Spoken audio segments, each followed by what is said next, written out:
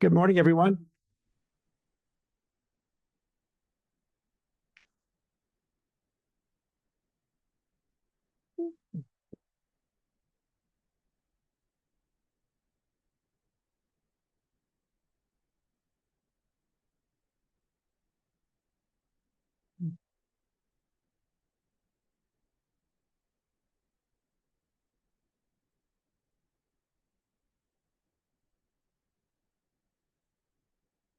I'd like to introduce myself. My name is Ross Blum.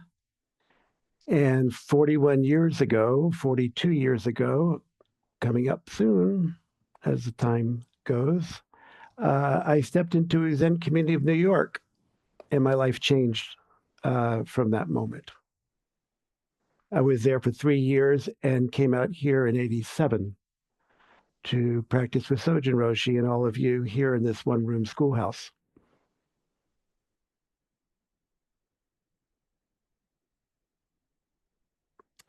My position here, of many positions, but the one that I will be leaving at the end of the year is Eno.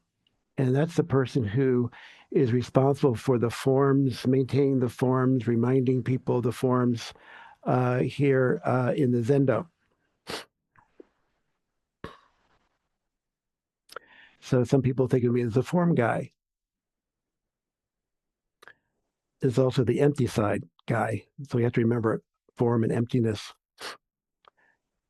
So my mother told me when I was a child, I used to go around closing the open doors of the cabinets that were just, my height.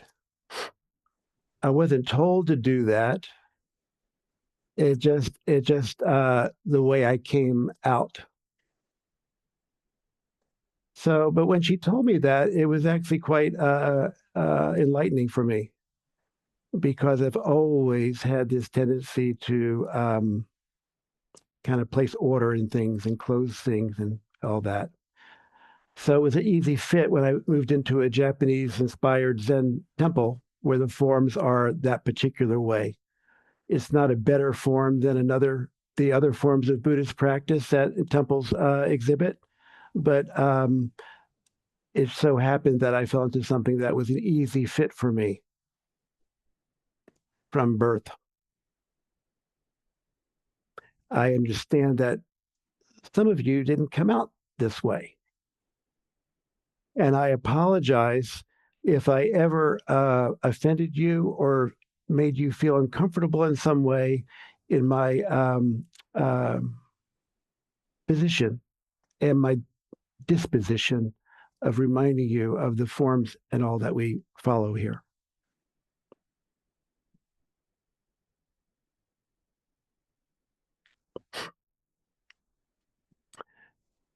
Mel once said I was like the little Dutch boy who, if anybody remembers that figure from the paint cans and all that, was putting his finger in the holes in the dikes over in the Netherlands to fix the leaks. And again, I didn't really come out that way to fix things, but I do have a tendency to do that. And so, again, in taking care of the temple, even though I have this position and there's expectations of me to do this, um, it's a one room schoolhouse and we're all doing this. And some friends of mine have said, "You miss Sojun Roshi, don't you?"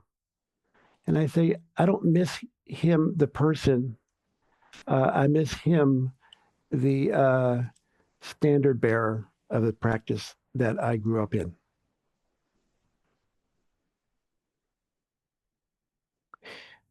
He used to talk about Suzuki Roshi quite often, telling stories about what his experiences were and quoting him and all that. And toward the end of Sojun Roshi's life, I would give talks and I would make references to him. And he said one time, it's kind of weird to be in the room and be heard of or referred to like in the third person. So I took that hint and I didn't do that anymore publicly. Sojun Roshi is still here and he can probably still hear me in some way, shape, or form. But today I'm going to honor my teacher, honor all of our teachers or mentors or friends, depending on the relationship, and talk about him and what he said, what I observed, and comment on it.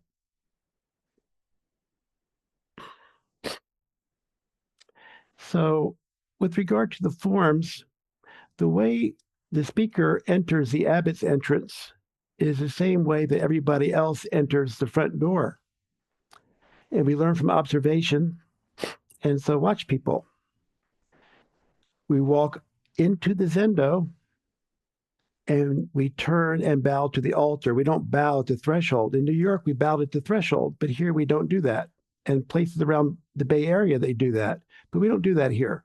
It's not wrong if you do it, but just try to follow along with the forms.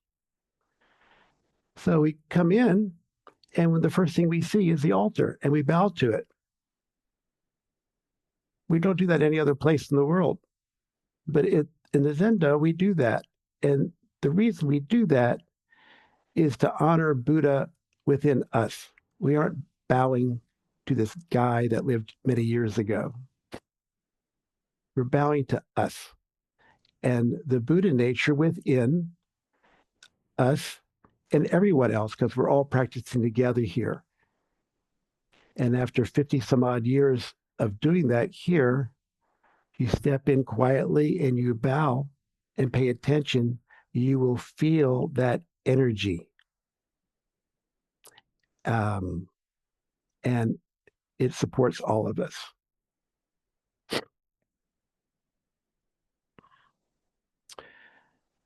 Zazen is not something you get something out of, Sojun said. It's something you put something into. Well, what do we typically do when we engage in something, meet something? What am I going to get out of this? The key word here is I.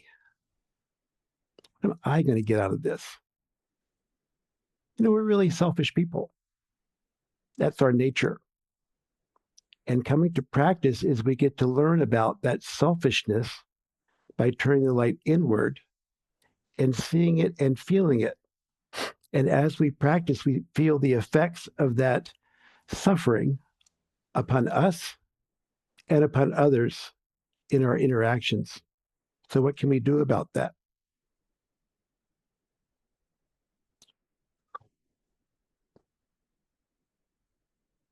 And what is this something that we're putting into practice?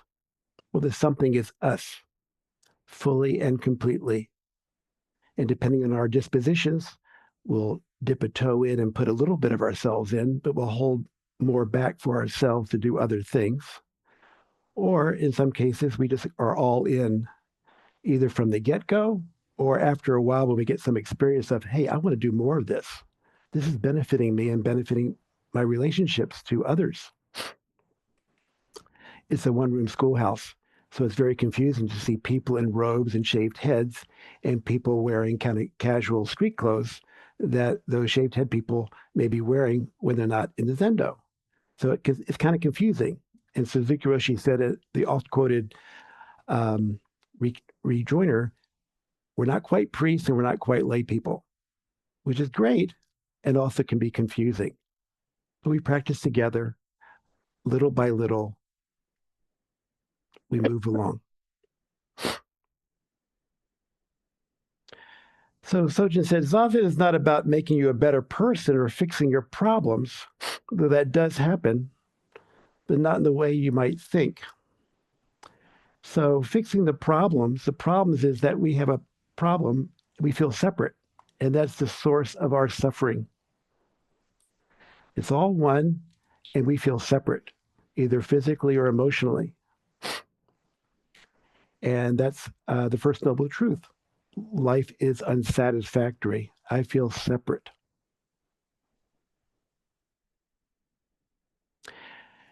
We either grasp or we push away.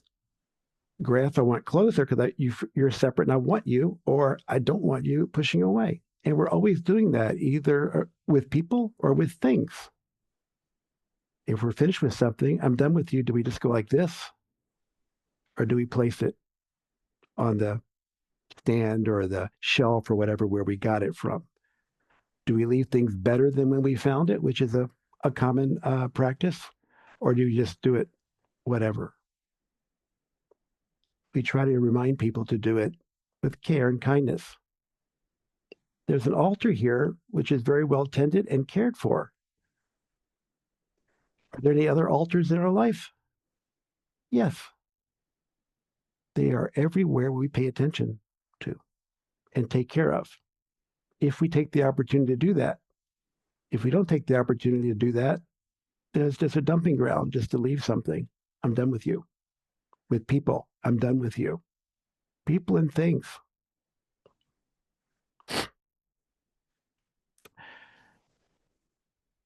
So Zazen is something that we do not want to have a gaining idea, Suzuki Roshi said. We want to gain something. We want something. We feel inadequate. So how do we practice without a gaining idea? Not so easy.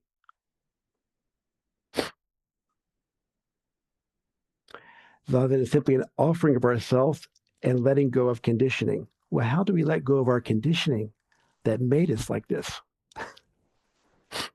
Well, every moment there's an opportunity, while we're alive, there's an opportunity to do that. And it's not going to a monastery. It's not taking some special drug. It's not meeting up with your sweetheart and having a fun time in the afternoon or evening or what have you. It's with our breath and our posture. When we breathe, which we're doing all the time while we're here, take advantage of it.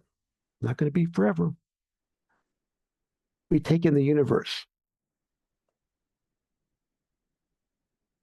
We take everything in from the universe into our body.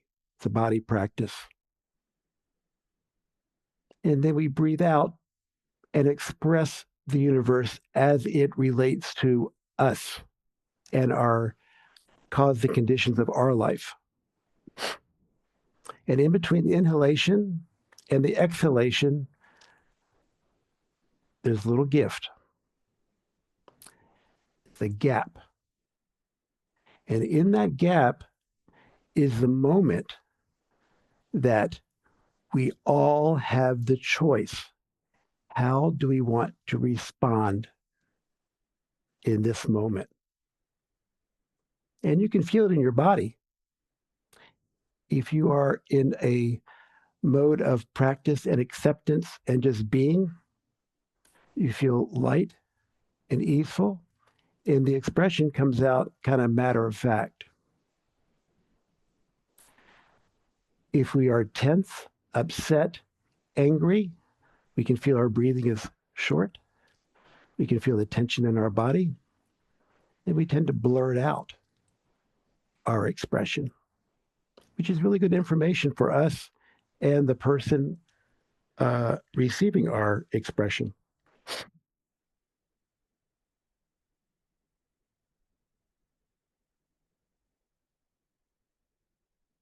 So suffering is this discontent, but nirvana is the other side of suffering. Sojun Roshi did a talk pretty close to the end of his life on the 3 seals or 3 marks of existence. And I encourage you all to look it up on the BZC website, because it talks about how the first noble truth, which is typically translated as suffering, can be translated as nirvana. It depends on our attitude. And that attitude is accepting everything. So I'm sitting zazen, I feel happy. Okay. I'm sitting zazen and I feel like shit. Okay. The second one doesn't usually come up as okay. It's I don't like this.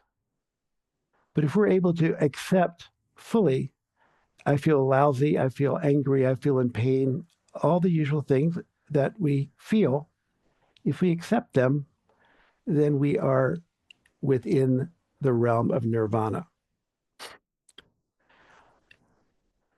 And that means that everything is okay as it is.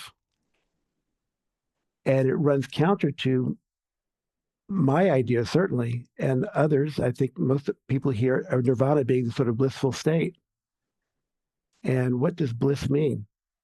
That everything is going our way. So how do we turn what's not going our way to going our way? Well, here's the answer. Sojun said, if you want to know what emptiness is, just take care of the form. So emptiness is the non-dual still place that pervades the universe. We can't, we can try to talk about it, we can try to find it, but we can't really do that. What Sojun Roshi is encouraging us to do is to practice with the forms, taking care of them, and emptiness will be revealed.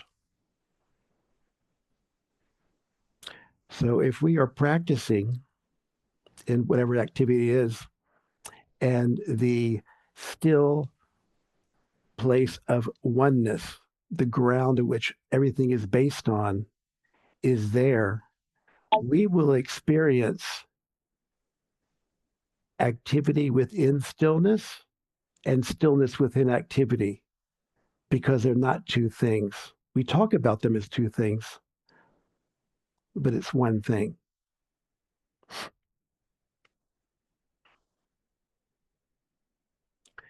I was with a friend on College Avenue having a coffee the other day, and a Dharma friend came over, and we had a nice long chat.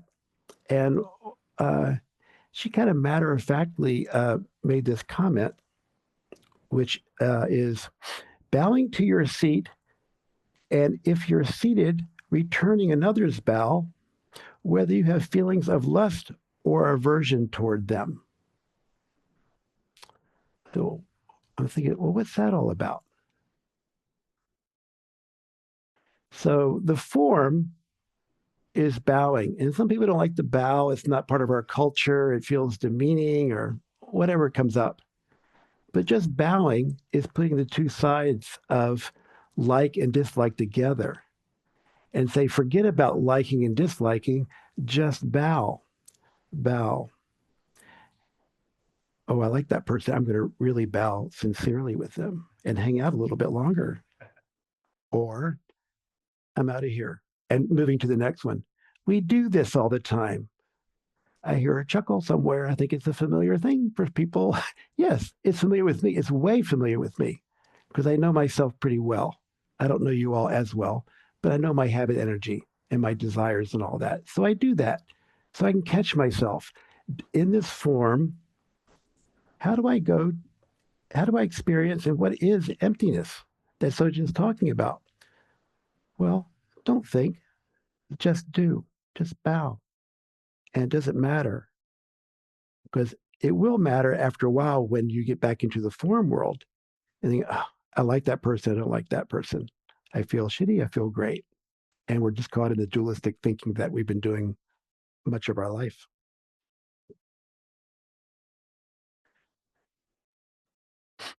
Uh, a friend of mine used to come into Pete's Coffee where I worked for many years. And she said, you make the best tea of all the people here. And she's my friend. So, of course, I said, oh, yeah, thank you very much. But you know something? Got a secret. I don't do it any different than anybody else. You preheat the teapot, you look at the canister top, you measure accordingly, the temperature of the water, all that stuff is prescribed. You can't screw it up. But there's one way that does change things. It's all the same, so it's empty. There's not a distinction. But there's a form that I used to do that is you have the handle of the teapot here, and the hot tea is there. And as you give it to them, you look at them and you turn it around so the handle is facing them. So you're not just like giving them with the tea, like shooting out a spout. If it's done abruptly, you're actually meeting them. You're closing the gap of separation between Peatnik and customer, paying patron and guy working for minimum wage. All that goes away when we connect like this over tea. over the simplest thing in the world, just meeting someone. And that's what our practice is about here. Meeting someone, meeting this person and meeting the other person. It's about the relationships. One of the forms that we have here is bringing gamasio to the person. Gamasio is sesame seeds and salt. The server has a tray. They bow. They offer the tray to the person to put on their cereal, their food, what have you. And one time Sojun Roshi says, when the tray comes to you, don't just take it and bow, but put a hand up to support the tray and take the gamasio and put it down. So the gamasio gets to your table either way, but the relationship is different because I'm taking time, the person's taking time to connect with the person that's making this offering. They don't need you to hold the tray up. They can hold it by themselves quite easily. But it's not about the practical side of it. It's about the connection. It's a subtle thing, but it's a connection that we make with each other.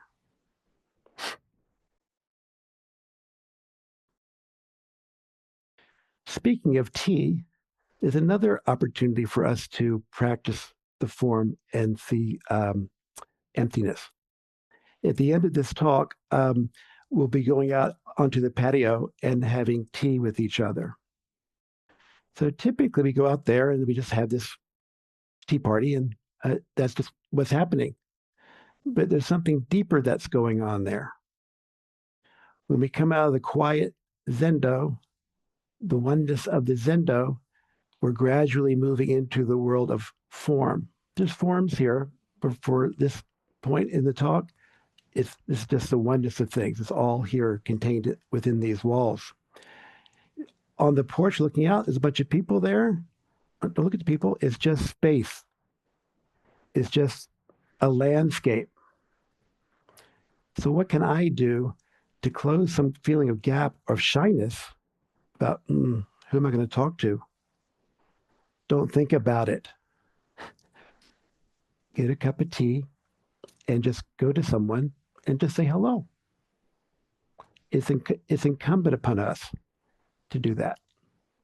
To feel welcoming, like churches and temples and mosques do. They welcome new people. They welcome old people, old friends. But we have the opportunity to close that gap. No one has to tell us how to do it. Just do it. And in the conversation that ensues, we get an opportunity to hear the forms of voice and feel the connection between one another in this practice. Form and emptiness, what the hell is that? It's nothing other than just that we encounter every day. But we don't think it's that. We think it's something special that you have to go someplace to find. It's right here in front of us. We should take a moment and honor my Dharma sister, who I imagine is online somewhere or another, Sachi. Sachi was the Chidan, or the person who took care of the altars, and also a Tenzo at ZCNY, where I began practicing. So all those years ago, when I came there, I was really shy and quiet and burying my head in the newspaper while people around me were enjoying the conviviality of company, of Sangha, of community, having dinner before Bernie Glassman's lecture. And Sachi said, "Hey, Ross, come over here." So I got up from my little hiding place and went over to the table where she was at with other people. And I don't remember what I said or anything, but it was that overture and reaching out to this shy kid who's here for some reason, not just to read the newspaper, hopefully. And that's what started my unfolding, if you will. 3 years later, I was sewing a rakusu, the Buddhist robe, and I'm wearing the one that I made back there on me now, this black robe, black rakusu. And there, we get a little bit of instruction, but mostly you're on your own. So I was on my own trying to figure out how to do this, follow the instructions. And I used to go into the kitchen where Sachi left her rakusu there while she was at the bakery or doing something else. When I got confused about what pieces go together now, looking at pieces and all that. So Sachi, thank you for helping me with the rakusu, even though you didn't know that you were doing that. And I came out here and had the good fortune to be ordained shortly after arriving here. Nobody knew me, but there's a sign on the bulletin board. Hey, there's a lay ordination happening, and please come. Well, I want to come, and I've got a rakusu. So I asked Sojun, hey, can I join the group? And he didn't know me from anybody. I wrote a letter that I was coming out here, and I wanted to live at work at Berkeley Zen Center, not knowing him. He was wondering, who is this guy? Anyway, that's what I'm thinking. I don't know what he thought. So he says, let me think about it. So the next day comes around, and so what do you think, Sojun? He says, well, you have to sew an envelope because we didn't sew envelopes back in New York. So this is the envelope that I didn't sew because I couldn't sew an envelope. It was too complicated. So the sewing teacher at the time sewed it for me, and she lived upstairs in 1929 where Greg and Linda live. And she sewed this envelope for me, and it was a pillowcase that I slept on when I came out here. So yeah, I get that's the kind of guy I am. Okay. Um, so Sojin said, I'm not going to be your friend. Whoa. Well, that stopped me in my tracks. My friends are nice and they want to be my friends. So I'm not going to be your friend. What does that mean? Well, I thought about it and I realized that by not being my friend in the usual sense, he could be my true friend. Someone said once that if it's not a paradox, it's not Zen. So how can not being my friend be my friend? And thankfully, a good teacher will not tell the student the answer. They get to figure it out for themselves. So over time, I realized what that was. And what that is that a friend will cheer you up and encourage you and embrace you and all the things that we are familiar with around friendships. And that's a very important thing to have in our life is that kind of affirmation and connection and body to body warmth. A Dharma teacher is different. There's warmth there, but they're not invested in that kind of relationship. It's not that kind of friend. It's a Dharma friend. And what's their responsibility? To always bring you back to the Dharma. If they're not doing that, slap them, tell them to give it to me because I want the Dharma. Some people might not want that Dharma teaching. They might want to just be here and sit quietly and enjoy the conviviality of this beautiful Sangha. But if you want the Dharma, a good teacher is going to give it to you straight. And I had the good fortune to actualize something that I really wanted all my life when I reached puberty, which was I want to be in a couple. I want to be married. And I got that experience when I came out here. I met my former wife here. We were together for 7 years, and it was all great and not great and great and not great and up and down, just like all relationships. And then it ended in divorce. And I thought my life was going to end because it was a horrific experience, as those things tend to be. So I went into the Dokusan hut to speak with Sojun Roshi about what had happened. And what did he say? Did he lean over and say, I'm so sorry? Or, gosh, that must be hard. Gosh, that happened to me once.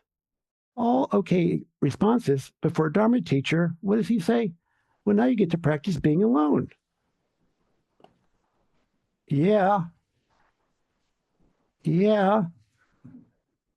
Okay. Well, what can I depend on if everything is changing? Zazen. I had a schedule to come to every day. I had my little job at Pete's. Go up there, serve customers, turn that handle of the teapot, come home, cry. What all the rest, all the stuff that happens in while one is going through stuff like that. But ultimately, what happened in that process of practicing being alone is that I got to find myself. And a couple of years later, I was Shuso, head student, and I was sitting at this seat, and a former customer was in the audience during the question and response time. Sarah Jarvis, thank you very much for the question. She said, "How do you practice with a broken heart?" Well, I couldn't have responded when I was going through all that back during the divorce time and all. And I didn't have to think about it. I just say everybody here in this room is practicing with a broken heart. That was 1996. And we are going to be in 2026 soon. And between now and then, we're all practicing with broken hearts. There's no changes. Everyone's a little different, but we're all practicing with broken hearts. So it was not alone. We're all together.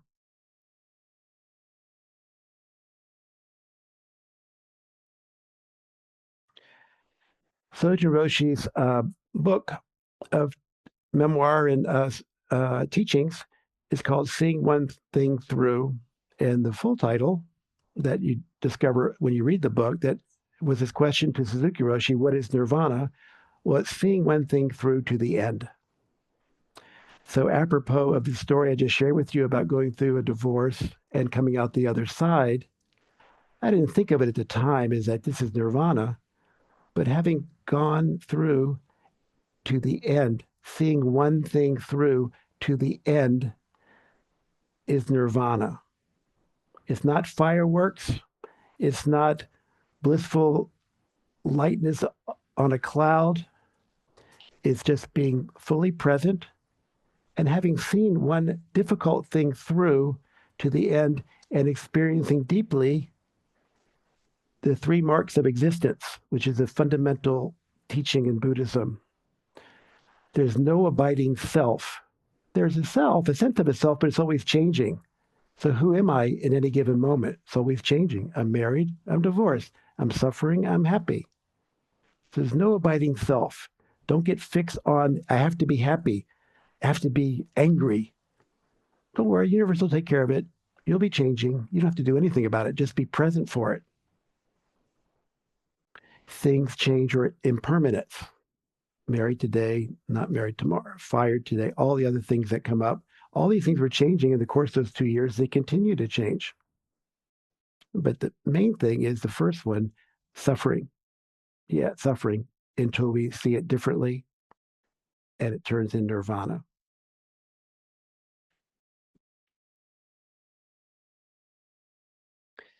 It's causes and conditions that prompt all this. And the causes and conditions are formed and by our volitional action with karma. And as long as there's fuel to feed that cause and the condition and the cause and the condition, things will persist. So how do we cut that off? Well, that happens in Zazen when things drop away. And then they come back when they return. It's kind of like losing weight. There's a cartoon, these little fat cells hanging out, and one's looking at the watch and says, well, I guess it's time to go back, you know.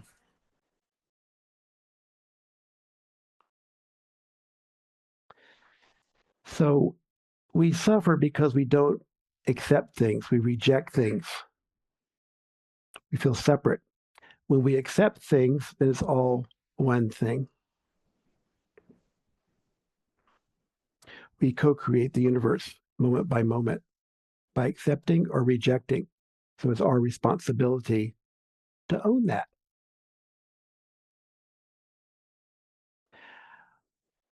Once I came into Abbott's office and spoke with Sojun, I said, I identified myself as privileged in the context of what I was wanting to talk with him about. And right out of his mouth, just like, now you get to practice being alone, he said, don't say privileged. So that stopped me in my tracks. It's a very common descriptor, especially these last years around class and race and such. But as a Dharma teacher, his responsibility was to remind me of the practice here. And what is the practice here? The examination of the causes and conditions of our life that brought us here and that cause our suffering. That's what the Buddha taught. I teach the source of suffering and how to deal with it. So causes and conditions are not personal. Everybody gets them. Everybody lives with them. I see that we have till 11:15. Thank you, Susan. Suzuki Roshi says, you and others are not just spiritual or physical, even though a person appears to be doing something wrong. Who can say for sure? People may be so, or you may say so, but that person is not good or bad. Society has a standard. Tentatively, we have a moral code, and we have this is good, and we say this is bad. But it may change. If the moral code or standard of judging changes, then someone who is good, who's bad today, may be good tomorrow. Good and bad are just up to the times. But things themselves are not good or bad. They're just things. How things go is a matter of cause and effect. Things that exist now will cause some effect, and that effect will cause another effect. Something that is not good and not bad is going in that way. That is reality. Not realizing this point, you tend to understand things in terms of good and bad. You think there is a good person or a bad person. But I don't understand it in that way. Things are just going on. If we realize this point, that is renunciation, which is renouncing dualistic thinking, which gets us into all kinds of trouble. How do we balance not one, not two? That it's one thing and it's many things. Well, moment by moment, those things come up, and we try not to attach to one side or the other. We try to hold both of them, both sides. Suzuki Roshi said, when you are you, Zen is Zen. Now, what's that mean? Oh, when I'm completely me, no matter what, Zen is brought forth. So if I completely accept that I'm not so great, I'm having a hard time or whatever, and not try to change it, Zen is Zen. That's the Zen of not blissful stuff, but Zen of discontent, which is a true valid experience that we don't like to be around, and we will do stuff to change that landscape into something more pleasant. We all do that. It's natural. But how do we hang with the discontent and the dissatisfaction? So if we accept, then Zen is Zen. If we don't accept, then Zen ain't happening. It's just like the usual karmic stuff that we've been living with up until we sat down on a chair or a cushion. And we need a healthy self to forget the self, to forget the self-centered thinking. So how do we forget the self? Well, it has to be healthy. Otherwise, it's not good to forget the self or forget the self. So talk therapy is an opportunity to talk out things that are not getting resolved in meditation practice. And you can do them concurrently, or you could take time off of Zazen and do therapy to talk about stuff, because Zen teachers are not talk therapists. They're Zen teachers. And they address the issue of our discontent from a different place. Not a better place, it's a different place. So as the saying goes, know your audience, whether you're talking to a friend or you're talking to a teacher or a therapist or a sales clerk or what have you. Know your audience and find a way to close the gap and just be intimate with them and not want them to be anything other than who they are.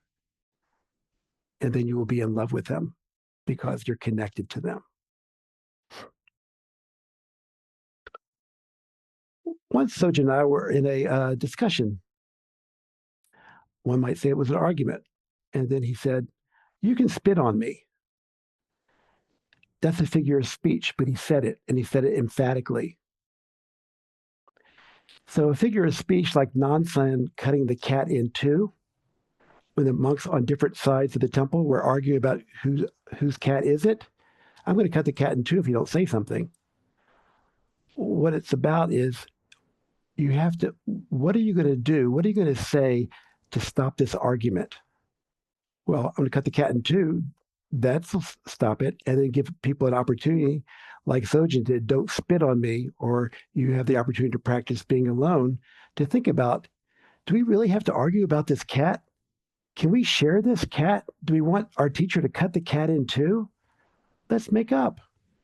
That's like the fundamental thing that's going on in our life. We're fed up and upset and we're separate and we just wanted things to come together. Well, how do we do that? How do we do that?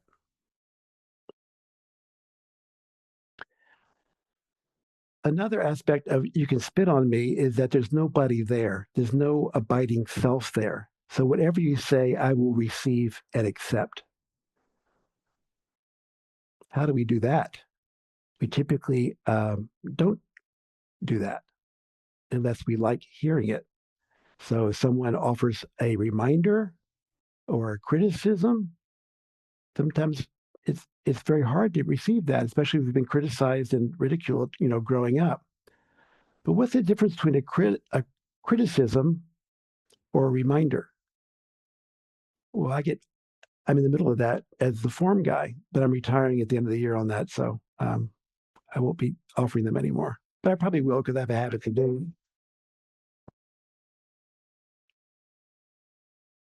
So, how do we be fully present with these things that are happening to us?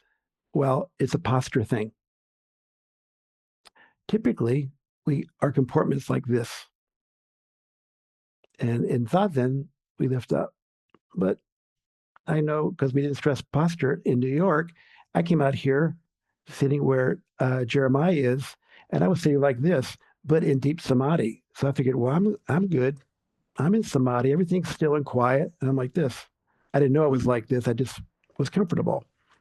So Sojun Roshi went around the Kiyosaku, it's a teaching stick, and wake up stick, and I can tell that from the peripheral awareness that he's coming around to see me, and whack, didn't hit me. He just hit the Kiyosaku in his hand, and I didn't move because I was in samadhi. I wasn't scared. It's just like this. That's just the next thing that's happening. Thankfully, the next thing that was happening that came next was he came over and he did a two-finger teaching, which many of you are familiar with, where he put the finger on my chin and the finger lower back, and all of a sudden I'm upright. And I thought I was going to fall off the ton because I had never been so upright in my life. And there I am, samadhi and upright. Oh, this is what they're talking about. This is what they're talking about. And so by lifting up the sternum, I'm meeting the universe. Sitting like this, I'm thinking about the universe. I have a good visions and memories and images, but this is meeting. So if our backs are capable of being upright, lift up your sternum. It helps with the breathing, helps with the upright posture and the upright attitude. Sojun said, even though I don't exist, which is another way of saying empty, empty of own being, please treat me as if I do. So it's a simple sentence, and it speaks volumes to the thousands and thousands of pages of sutras, because in any moment, it's empty and form. And do we focus on the empty? Does it, you're just empty and no abiding self, so I can say and do whatever I want to with you? No, that's not the right way. Or treat me as if I do, the form, and just be all over the person. Oh, this form, you're so beautiful. You're such a nice person. That's too much. How do we balance in our relationships of accepting the person as they are, the people as they are, and being forthcoming and friendly with them and not going overboard one way or another? Well, even though I don't exist. Treat me as if I do. And we all get to figure out how to do that. Don't depend on anybody or anything for feeling good or feeling bad. Feel your feelings, and you can't make me angry. Only I can make myself angry.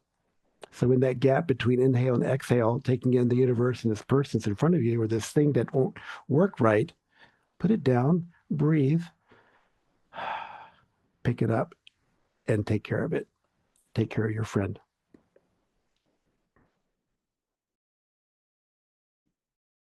Great. Thank you. We'll have time. No time like the present.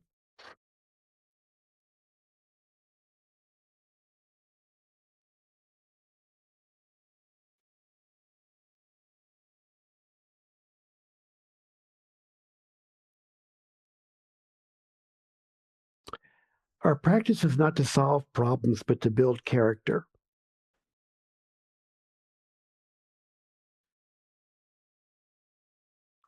We want to solve problems, of course, but it's character building. And with that character of uprightness, we can deal with our problems a little bit more easily. I feel strongly that Zazen is a universal way. I think that the world needs some universal way. Not that everyone has to do some one thing, but everyone can enter into this leveling, into this most fundamental existence. So we're sitting Zazen, the horizontal and the leveling is our legs. Not mine as such, but the spirit of it with cross-legged, it's a horizontal where it's all one. And we're upright in the world of difference. So we experience most of our life as difference because we're up like this. But when we go to sleep, as Sojun said, when I go to sleep, I let go of the universe. So I'm horizontal, and all that discrimination just kind of goes away for a while. Then the alarm rings, you get up, and then it changes. So how do we balance that? We hold it in the middle. Our mudra is in the middle at the matrix of the horizontal and the vertical. So Sojun continues, when we enter the Zendo, whether we are Buddhist, Christian, Jewish, or any religion, when we sit down, everything falls away. There is no Buddhist or Christian or Jewish person. There's just sitting. Everything is one. When we get up and take a step, we become Christian or Buddhist or Jewish or man or woman or black or white. And then we can fight and kick or argue with each other. But when we sit, it does not make any difference. So I feel that Zazen is a basic religious practice before religious practice.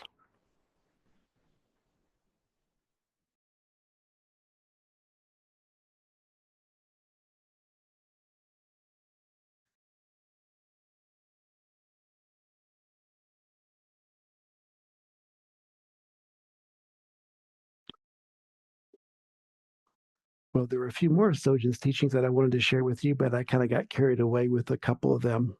So my apologies, but they'll come out somehow or another, I'm sure, over time. But I will end with the last one, which is maybe my favorite one. I was in Sojin's office talking about a form, and he said, well, things should be, please invite people to do this form this particular way. I said, okay, I'll tell people to, Sojin asked us to do X, Y, and Z. Well, without missing a beat, what does the teacher say? Don't tell people I said it, just say it. So I've said all this stuff about Sojin, and I could have said it for myself because I believe all this myself. That's what we have to do. We can study, and that I read this book, I heard that talk. This was encouraging. It's nice to acknowledge where our sources and information and support come from, but ultimately it has to be, as Sojin said, just say it. Just say it. Okay. I think I said enough.